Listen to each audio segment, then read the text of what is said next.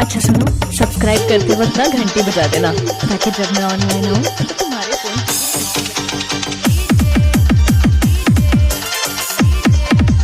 Jailal Jailal Jailal Jailal Jailal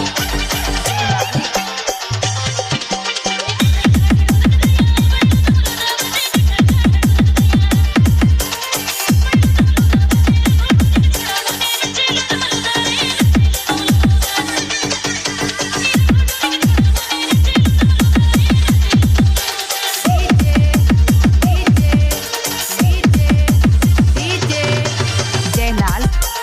Jailal Jailal Jailal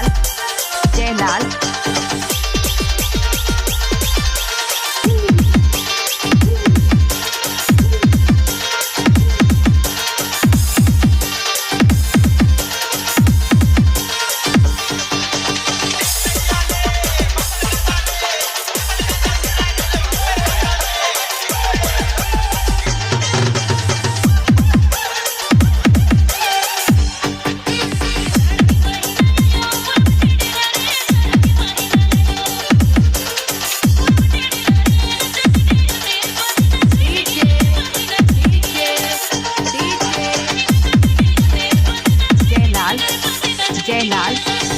Jailal Jailal Jailal Jailal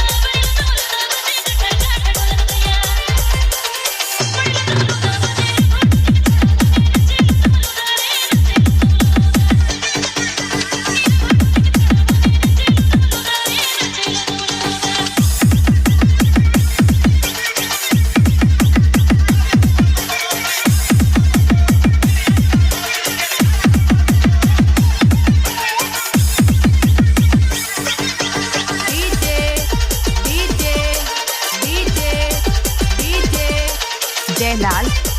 Jailal Jailal